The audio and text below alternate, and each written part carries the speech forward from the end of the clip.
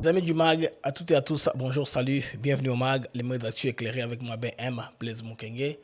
Toujours une joie et un très grand plaisir de savoir nombreux que vous êtes, n'est-ce pas, connectés en train de suivre le MAG de par le monde. Alors aujourd'hui, nous allons parler de l'infiltration numérique et de la guerre hybride que nous mène le Rwanda. La guerre s'est exportée jusqu'à Washington. Pourquoi cela? Parce que les Congolais ont eu une plateforme et pouvaient s'expliquer, donner aussi des opportunités, n'est-ce pas, aux uns aux autres, aux Américains, de parler, n'est-ce pas, de l'importance de la paix dans la région de Grand Lac. Il y a un pays qui ne veut pas la paix, qui va en guerre, c'est le Rwanda. Imaginez, tenez, ils ont saturé le système d'inscription pour la réunion qui devait avoir lieu le 21. La réunion est maintenue, mais ils ont seulement relancé une mesure sécuritaire additionnelle pour empêcher aux infiltrés de venir s'inscrire à masse. Alors, je vais revenir dans cette émission ici. Aussi, une alerte sécuritaire. Kinshasa déjoue une opération d'espionnage satellitaire française. Ce sont les Français qui sont à la manœuvre, n'est-ce pas? Ils ont été pris en flagrant délit. On a détecté une valise satellitaire qui transmet les informations après les avoir espionnés à des milieux très sécuritaires de la RDC. La dépêche non pas de la présidente de la République. Et ces informations-là sont transmises c'est pas moi au Rwanda ou en France, je ne sais pas pourquoi, et deux Français ont été pris, mais dans le sac, au siège d'une chaîne de télévision à Kinshasa, là où on parle de Antenne A. Les amis, bienvenue à ce mag, là où je vais parler de ces deux informations qui sont très clés, parce que ça, c'est pas une information que moi j'invente, c'est Cassé Christophe James, qui est l'auteur de l'article. Vous comprenez? Alors, les amis, je voudrais vous expliquer un peu l'infiltration numérique et la guerre hybride Kigali tente nous mener. Vous savez qu'aux États-Unis, en cas de partenariat, ils ont prévu d'avoir un forum là où on va parler spécifiquement des mines, où il y aura des Congolais qui vont s'exprimer, les compagnies américaines aussi, le département d'État, le département du Trésor, tous ces gens-là seront là, n'est-ce pas, pour s'exprimer au niveau de Washington. Donc, alors, il y a eu une alerte rouge. J'ai un ami à moi, monsieur Thierry Chibangu, patron de Akil Digital, qui s'est inscrit depuis la semaine passée. Il m'a envoyé même la capture de son inscription pour prendre part à ces forums très importants pour la RDC où les Congolais vont poser les questions aux investisseurs, donc Cobalt Metals, et les gens qui ont l'intention de venir.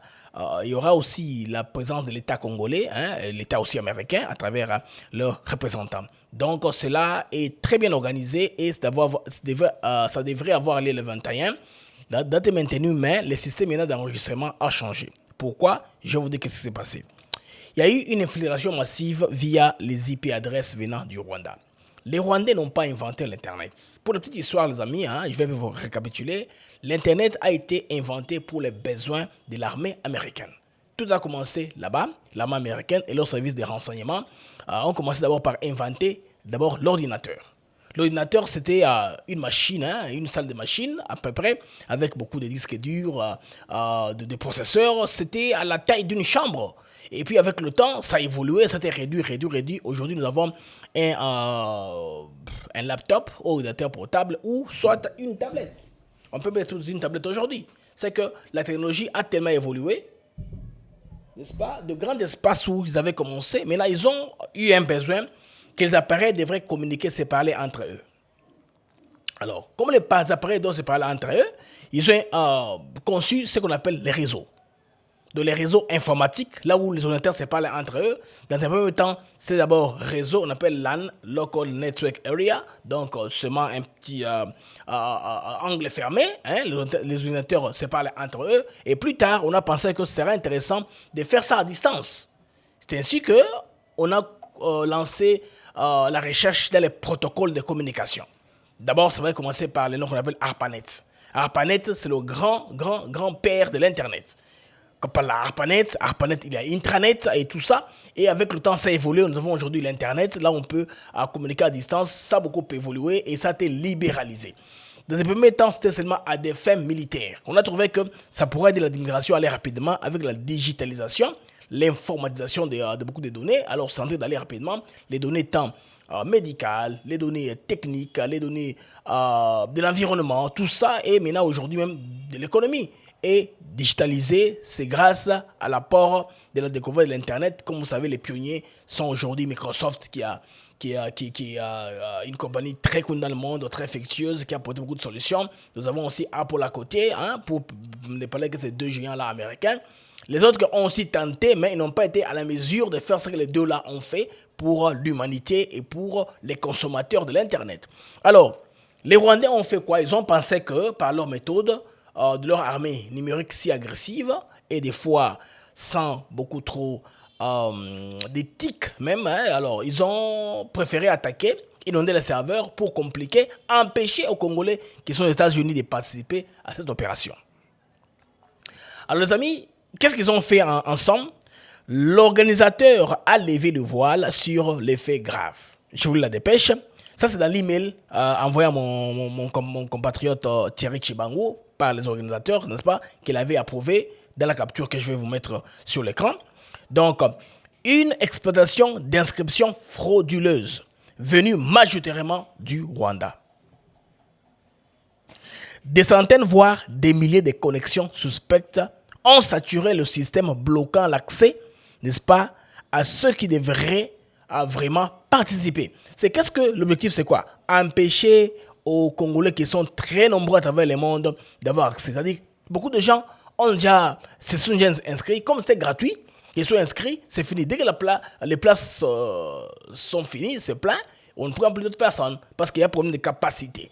Comme ça lié aux États-Unis, la loi, ce qu'on appelle les fire marshals, détermine dans chaque salle la capacité des personnes dans la salle à occuper une salle. Même une église, on vous impose, votre église ici, c'est 300 personnes. Les jours où vous commencerez à payer 500, au-delà de la capacité, on ferme l'église. Si vous avez beaucoup de moyens, soit vous avez des cultes, soit vous déménagez, vous devez un endroit qui est plus grand. Alors les États-Unis, en termes de sécurité, ils ne blaguent pas, ils ne badinent pas. Les Rwandais, sachant cela, ils ont dit quoi? Qu'est-ce qu'on fait? Si on inonde, n'est-ce pas, les applications, comme ça, les inscriptions, comme ça, beaucoup d'entre nous sont inscrits, il n'y aura plus de place. Et les Congolais seront là moins à moins. Et comme les Congolais ne sont pas intelligents, ils ne cherchent pas, ils ne sont pas entrepreneurs. Non, ce n'est pas qu'ils ne sont pas intelligents. Ils ne sont pas seulement organisés. Les gens qui se battent dans le numérique les font à cavalier solitaire. Ils les font seuls. Ils n'ont pas d'appui du gouvernement. Le gouvernement a un programme, mais qui n'est pas que vous ne sentez pas vraiment dans la numérique, dans la guerre du numérique. Vous ne sentez pas ça. Ils sont quasiment absents. Ils sont seulement dans des explications. C'est fait comme ça. Ils font des fonds comptes. Tout ça, mais ils ne savent pas comment préparer la contre-attaque, comment préparer la contre-offensive, comment anticiper. Parce que dans l'espace stratégique que le gouvernement contrôle, il n'y a pas que l'espace aérien, l'espace fréquentiel pour les télévisions et les radios, il y a aussi l'espace ciblé, cyberespace, qui est très important. Là, si quelqu'un prend contrôle de ça, en tout cas, il va moins au Moyen-Âge. C'est très important que le gouvernement commence à penser à investir dans une génération qui construira cette armée numérique-là organisée. Surtout si elle est organisée, avec des grades, il y a un chef, il y a des pelotons, tout ça. Vous êtes organisé, vous travaillez, l'action sera visible, tangible. La petite histoire, les Rwandais ont une armée numérique de 2000 agents qui travaillent malheureusement, tous ceux-là, compte tenu de moyens aussi, ils sont maintenant réduits à travers la partie du Rwanda. Mais dans le temps, ils opéraient à travers le monde. C'est pourquoi dans le temps, les Rwandais avaient gardé son image d'un pays vitrine. Parce qu'on ne montre que des belles personnes, des personnes qui ont une beauté, des belles maisons, des belles avenues. Et la culture qu'on a inculquée à leur peuple, ce n'est pas tout publié en ligne. Publier que ça qui est beau, qui va attirer les gens à venir dans votre pays. Là où il y a les saletés, il y a les caca, on ne filme pas. Ça, c'est le travail de la main numérique. Si un touriste, par exemple, vient et publie une information qu'il a vu quelqu'un qui souffre, des choses comme ça, eux, 2000, vont attaquer cette publication-là. C'est que la publication-là disparaîtra. C'est la loi des algorithmes. Parce que les gens ont donné une information contraire à celle que vous avez donnée. Même Wikipédia retiendra ce que la plupart des personnes ont tweeté, ont commenté, ont parlé, ont mis en ligne. Vous voyez, dans le langage informatique. Alors, je rentre, les amis, à ce que cette information-ci nous rapporte. Alors, cela signifie clairement que une tentative de sabotage numérique orchestrée pour empêcher les Congolais d'accéder à un moment stratégique de prise de parole où on devait discuter du partenariat minier avec les USA et de la paix de la région. Clé, la paix. La paix qui est très clé. Parce que les Américains, comme je vous dis toujours, ils ne pêchent pas dans l'eau trouble. Là où c'est calme, ils n'aiment pas les minéraux de sang directement. Alors, cette stratégie-là, les amis, est classique. C'est la stratégie de la désinformation et du parasitage. Désinformation et parasitage. Je vous explique en fond. Ce type d'action n'est pas nouveau. C'est ce que les stratèges appellent la guerre hybride. Pas une guerre classique. Un mélange de technologies, de désinformation, des pressions psychologiques et des manipulations des systèmes. Quand on est très nombreux à appliquer, à aller quelque part, ça va saturer. Ça va créer ça va se ralentir en quelque sorte. Alors, en saturant les inscriptions, le régime de Kigali tente d'empêcher les Congolais de la diaspora de s'organiser, de s'exprimer, de faire entendre leur voix dans le cercle stratégique américain. Donc, c'est une forme de censure déguisée. Les Congolais balobate, banaboudouar aux parole. Alors, qu'est-ce qu'on fait? Embrouillons le système. La réponse est laquelle? Je vous dis que les Américains ont construit le système, n'est-ce pas? Ils sont les propriétaires du système. Ils passent maintenant au système payant pour filtrer les faux profils. Vous savez pourquoi? Parce que quand on paye, ce n'est pas Moboko Bank. On paye soit par le système digital, soit par carte bancaire Mastercard, Visa, PayPal. Et ce système-là, ou même Stripes, ils contrôlent le système. On saura qui a payé, il est où. Et ça va donner du fil à retordre à l'armée numérique rwandaise de chercher à numéraliser toutes ces personnes-là sur le plan bancaire, à donner une carte à tout le monde, de payer. Et comme c'est payant, qui va gaspiller l'argent pour un jeu d'espionnage ou bien un jeu de contre-attaque numérique? Parce que c'était gratuit. Ils ont profité, ils sont entrés. Maintenant, ces amis s'élèvent maintenant à $50. Et mon ami Thierry Chibang, l'infatigable, il a encore appliqué. Alors, il a été admis à une place payante. Il sera là le 21 du mois prochain quand ça aura lieu. Alors, face à cela, l'organisation a décidé de redémarrer le processus d'inscription en y ajoutant des frais. Alors, ce n'est pas une simple question de logistique. C'est une contre-mesure stratégique. En introduisant un coût, les faux profils, n'est-ce pas? Les bots ou les agents infiltrés perdront leur levier d'action. Ce mécanisme sert à protéger l'intégrité du processus participatif. Qui a participé? Il vient d'où? C'est contrepartie en qui? C'est très simple. Hein? Les Américains ont inventé le système. Ils ont trouvé le fixe. Un message clair, les amis, à retenir. Seuls ceux qui ont un réel intérêt, une réelle identité et une volonté sincère de contribuer à l'avenir du Congo seront présents. À l'avenir, je pense que ce sera maintenant question de numéro de passeport, numéro de sécurité sociale. Je pense qu'ils vont monter d'un cran. Comme l'organisation qui organise est privée, ce n'est pas l'État américain, vous devez comprendre. Ce sont des lobbyistes qui organisent ça.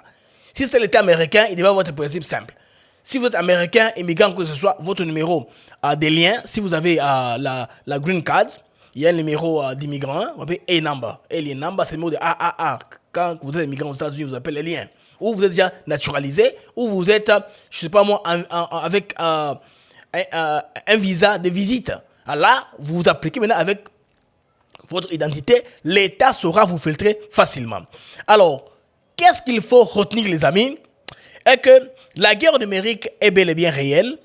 Elle vise les processus civils, associatifs et diplomatiques. Oui, les Rwandais déploient les moyens techniques pour infiltrer, saboter des initiatives congolaises, même aux USA. Vous avez compris? Ça, c'est l'exemple patent. Alors, chers compatriotes congolais, il est temps d'organiser l'armée numérique congolaise pour faire la contre-offensive, les contre-attaques. Moi, j'avais un projet comme ça avant les élections. Moi, je voulais le faire pour aider les chefs de l'État à l'époque des élections. J'ai reçu, en tout cas, des gens qui ont voulu me voler le projet. Au lieu que mon projet puisse aider la République. C'est ainsi qu'à un moment, j'avais créé les Wazalons de Cable Network. À cette époque-là, avec des amis, on s'est battu, bec et ongle, DPM et compagnie. On a fait quelque chose pour les Congolais, pour nous-mêmes. On s'est dit, de toute façon, les gens sont payés pour ça. Nous, si on se souffle, c'est parce que nous sommes des patriotes. On veut détruire, déconstruire ce que les Rwandais sont en train de mentir. Alors, je me suis focalisé sur l'aspect informationnel seulement. J'ai essayé de parler de l'informatique, cybersécurité, j'ai laissé tout ça. Parce que j'apprends que quand j'ai fait mes recherches, je parle, les gens prennent stylo. Ils prennent un carnet, ils mettent des notes. Pourtant, ils sont payés. Alors, je me dis non, ça, je ne le fais plus. Mais comme patriote, on peut toujours dénoncer ce qu'on voit qu'Esaïe Amabé doit dénoncer. Alors, la diaspora doit rester vigilante, disciplinée et stratégiquement organisée. C'est l'organisation qui importe, tout simplement. Sur le plan numérique, les Rwandais ne peuvent pas nous battre. Vous parlez, je vous rappelle, je vous ai parlé du principe qu'on appelle SWOT, SWOT analysis. SWOT, c'est aberration en anglais, S-O-R-T. C'est-à-dire SWOT, S pour strength, O pour SWOT, non, S-W, voilà, S-W-O-R-T. C'est-à-dire SWOT, S-W-O-T, voilà. Strength, weakness, opportunity, threat. Donc il y a ces 4 lettres-là clés, c'est le principe-là clé qu'il faut savoir prendre l'avantage. Parmi les forces des Congolais qui peuvent convertir en avantage, nous sommes très nombreux. Numériquement, nous sommes très nombreux que les Rwandais. Si nous sommes seulement organisés, nous orientons nos jeunes gens, c'est ce qu'il faut faire. Le comportement à voir quand on est en ligne. Et tout ça, vous allez voir que ça va beaucoup nous avantager. D'ailleurs, il y a un compagnon qui a un projet qui parle de l'alphabétisation informatique. Oui, il y a un compagnon qui a un projet comme ça. Vous aurez plus de détails au fur et à mesure que le temps est en train de passer.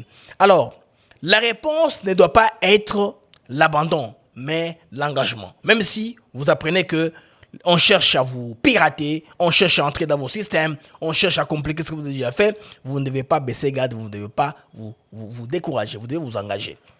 Cette attaque numérique n'est qu'un avant-goût de ce que le Congo devra affronter dans sa lutte pour la souveraineté. Donc, Tobongama. Tango Zifoueni. Ce qu'on a vu, c'est un début. Vous allez voir. C'est juste qu'un début. On verra pur que ça sur le plan cyber. La meilleure réponse, s'inscrire à nouveau, si vous êtes déjà inscrit, parce qu'au moins le résultat, vous vous réinscrivez encore pour participer, vous payez les frais sur $50, vous payez, et puis vous serez présent et vous prendrez la parole. Qu'il y ait plus de Congolais qui ont grandi là-bas, qui parlent comme les Américains, dans les mêmes entendements. Pas les gens qui vont venir à Kinshasa avec un interprète. Non, n'allez pas. Vous venez de Kinshasa, vous voulez participer avec un interprète, n'allez pas. Ça ne sert même à rien de participer. Laissez les gens qui ont grandi là-bas, qui parlent comme ces gens-là, communiquer, faire le brainstorming pour permettre aux uns aux autres de vulgariser l'importance de la paix et les minéraux de la RDC. Parce que ce que les gens ont dit, les youtubeurs ont lancé, les panafricanistes, c'est que Tshisekedi bradait les minéraux de l'avenir du Congo pour il donnait ça à Trump pour une sécurité éphémère. Voilà le message qu'ils ont véhiculé, qui est en train aussi d'être dans les réseaux sociaux, qu'il faudrait combattre, qu'il faudrait déconstruire ou détricoter par la participation de plus de Congolais à ces forums-là. Alors, ne laissons pas les ennemis de la République occuper nos places. Même virtuelles, nous devons occuper ces places-là. Ne laissons pas Kigali imposer sa présence numérique dans nos processus politiques. Nous devons nous-mêmes publier. Il ne faut pas laisser leur relais faire des histoires. Non, ce n'est pas sérieux, les amis. Il ne faut pas laisser leur relais. Il y a une information là aujourd'hui que Reuters a écrit. C'est Sonia Roy qui a écrit l'article. Elle a torpillé la vérité. Et pourtant, on a découvert que il y a un grand nombre de pasteurs qui ont été assassinés, tués par le M23. Mais elle dit, le M23 va enquêter sur l'assassinat des pasteurs dans les lieux qu'il occupe. Qui a les armes là où le M23 occupe? Vous comprenez que tout ça, on doit faire cette guerre-là et la faire très bien. Donc, ne cédons pas à la guerre psychologique aussi. C'est un aspect très important des Congolais. Je voudrais aussi vous parler de ça. Alors, à tous les patriotes, les vrais combattants, en tout cas, les vrais combats commencent maintenant. Prenez votre place, inscrivez-vous, faites entendre votre voix. Bobo qui est dans Washington, en tout cas, courage, je vous encourage d'aller, de refaire encore l'inscription pour Boko Takuna. Les amis, à Kinshasa, il y a une dépêche qu'on a reçue, c'est l'espionnage. L'espionnage sous la base d'une mallette satellitaire qui était dissimulée de l'installation de la chaîne télévision Antenna. Il y a 2 Français qui étaient là pour manipuler. Alors l'article a été écrit par Kassai Christophe James. On dit une opération discrète, mais décisive des services des renseignements congolais, appuyée par leurs homologues bien sûr américains et israéliens, a pu neutraliser un dispositif de surveillance satellitaire sophistiqué dissimulé dans les locaux d'une chaîne de télévision locale à Kinshasa, Antenna.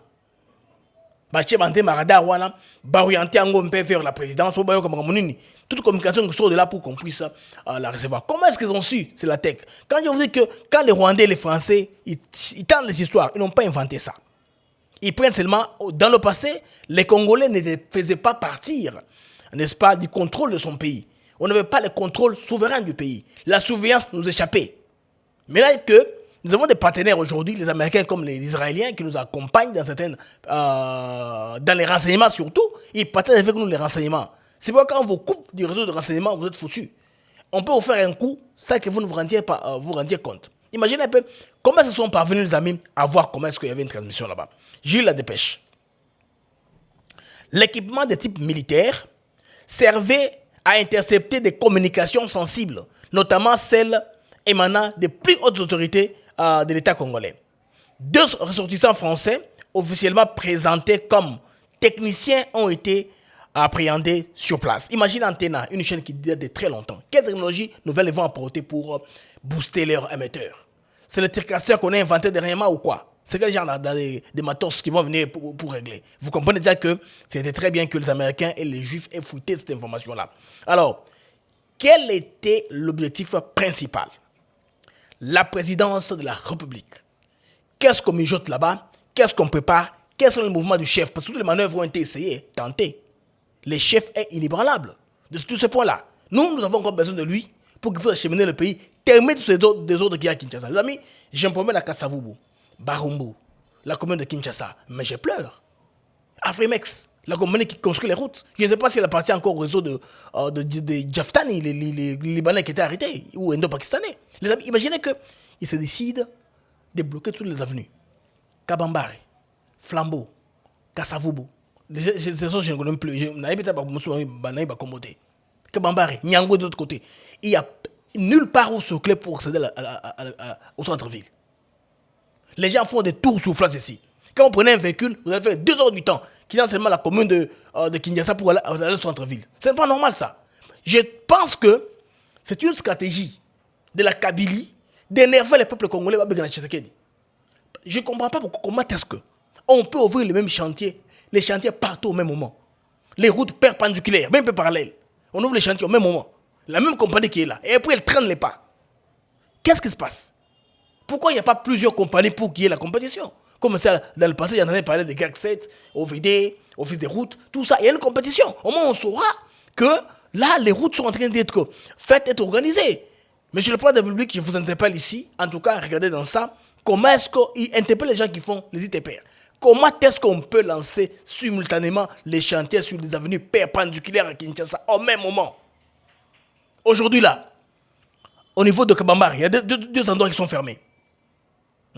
Les flambeaux, une partie qui est bétonnée, et puis l'autre partie, ils ont seulement mis les barrières, personne ne passe, et puis il n'y a plus de travaux. S'il y a guerre ou quoi, on ne sait pas. Les gens hier se sont énervés au niveau de flambeaux, ils ont enlevé les barrières pour que les gens utilisent la partie bétonnée. Tout ça, c'est quoi? C'est le désordre. Donc, moi, je suspecte, dans mon sens, les gens qui sont derrière ces compagnies de construction-là ont un jeu à voir avec Kabila. C'est pas pour rien. Vous allez comprendre pourquoi en lisant la dépêche ici. Où se trouve Kabila? En Côte d'Ivoire, Abidjan. Qui est président de la Côte d'Ivoire? Alassane Dramane Ouattara. Un gars du réseau France-Afrique. Vous comprenez au moins? Allez-y comprendre quelque chose. Alors, d'après les sources sécuritaires proches du dossier, la molette satellitaire a capté de manière ciblée les échanges confidentiels liés à la présidence congolaise. Tout ce qui part de la présidence congolaise est capté. Les appareils existent, ce que nous savons bien manipuler. Ainsi que ceux de l'ancien chef de l'État, Joseph Kabila, récemment exfiltré vers la Côte d'Ivoire. Les premiers éléments de l'enquête indiquent que les données interceptées étaient transmises en temps réel et à des acteurs extérieurs, notamment au président rwandais Paul Kagame, via des canaux cryptés. Cette opération d'espionnage marque un précédent grave dans l'histoire récente des relations régionales. Alors, un dispositif repéré grâce à une vieille technologie conjointe. Alors, nous avons un partenaire cette technologie pour capter, pour savoir comment est-ce que... Je vais vous expliquer un peu comment de nicher. Sur notre temps de pêche lentement, vous comprendrez comment est-ce qu'ils ont niché le système. Alors, ce sont les services de renseignement américains et israéliens qui ont détecté, depuis plusieurs semaines, des émissions, on transmet, n'est-ce pas, des émissions satellitaires anormales autour d'une certaine installation dans la ville de Kinshasa. Ça, c'est pas normal, ça. Ça sont les installations civiles. Ce n'est pas un coin stratégique. Ce n'est pas un data center. Ce n'est pas l'aéroport. Ce n'est pas la RPTC. Ce n'est pas l'une des infrastructures de l'arena Telsat. Non, c'est justement un endroit civil, là où le signal sort, suspect. Voilà. Alors, ça leur a permis de saisir le matériel et l'arrestation des 2 opérateurs. Les experts estiment que, ni étaient les Américains, les Juifs, on n'aurait jamais détecté le système. Et ils seraient en train de continuer pendant des mois et des mois sans qu'on s'en rende compte. Alors, une atteinte grave à la souveraineté nationale. La présence sur le sol congolais d'un système d'interception sophistiqué opéré par les étrangers constitue une violation manifeste de la souveraineté de la RDC. Les autorités congolaises s'interrogent désormais sur la nature exacte du mandat des 2 ressortissants français, ainsi que sur les complicités locales ayant pu faciliter l'installation et la maintenance du matériel en RDC à Kinshasa dans un lieu civil, antenne A. C'est un problème. Alors, des questions demeurent également sur le timing. Le timing dont je vous ai parlé. Joseph Kabila quitte le territoire au moment où le système est exposé. Ah, mais lui, il est avec les rebelles du M23 là. C'est comment est-ce qu'il a fui? Est-il informé? Est-il visé? Est-il complice? Le silence des intéressés ne fait que renforcer la gravité de l'affaire. Et maintenant, les autorités congolaises n'ont pas encore réagi, n'ont pas encore donné la suite, n'ont pas encore communiqué sur la suite si les procès vont commencer impliquant les Français qui ont été pris en flagrant délit sur le site. Mais l'incident devrait entraîner des tensions diplomatiques majeures, surtout avec la France. Le Rwanda, déjà, c'est une tension. Nous sommes en guerre avec le Rwanda. Le Rwanda nous occupe par sa proxy qui est le M23 à l'AFC. Un rapport d'enquête conjoint entre des services de Kinshasa et les partenaires occidentaux est attendu dans les prochains jours. En tout cas, Dieu est grand. Parce que si eux donnent ces rapports aussi, les Français ne diront pas que ce sont les Africains qui parlent de ça, ce sont les Noirs qui parlent de ça. Non, ce sont les Américains, les Juifs qui vont parler de ça. Il est important, les amis, parce que si le Rwanda a su faire reculer la France, c'est parce qu'ils ont payé des cabinets américains pour faire une enquête sur l'attentat et les génocides. Et l'enquête a trouvé des preuves, en tout cas impliquant la France, avec l'opération turquoise. C'est pourquoi aujourd'hui, Kagame contrôle la France lui a tout donné. L'OIF, support diplomatique, embargo au niveau du Conseil de sécurité, tout ce que vous voulez. C'est parce qu'ils ont utilisé d'autres personnes, vous voyez, pour que ça puisse avoir de crédibilité. Les gens qui sont crédibles. Aujourd'hui, ce rapport aussi, parce qu'il vient des Américains, des Juifs, les Français ne seront pipés mots. Je pense que c'est une très grande première. La coopération américano-congolaise sous la diplomatie, en tout cas, de Félix Tshisekedi, continue à produire des résultats escomptés. En tout cas, c'est très important, les amis. Voilà ce que je voulais partager avec vous sur le plan informationnel. Ces informations, les amis, ces 2 tentatives ici. D'une part, il y a ces 2 Français qui ont été appréhendés pour avoir posté des matériels d'espionnage au sein des installations d'Antena. L'autre aussi, c'est le fait que la réunion du 21 du mois prochain, elle est maintenue. Maintenant, il faut se réinscrire en payant. On veut payer pour décourager, n'est-ce pas, empêcher à l'armée numérique rwandaise de saturer les processus d'inscription. Les amis, c'était moi, BM. En tout cas, pour cet après-midi, on va se revoir un peu plus tard. Au revoir.